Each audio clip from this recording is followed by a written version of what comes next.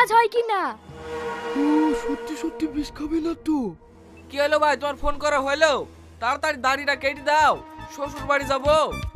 আরে রাখো তোমার দাড়ি, এই দাড়ি ও বাঁচবে কি মরবে সেই টেনশনে পাচ্ছেন নি, আর ওর দাড়ি কাটার লেগে একা বাকি।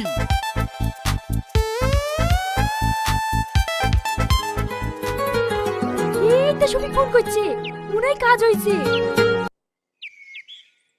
হ্যাঁ বলো।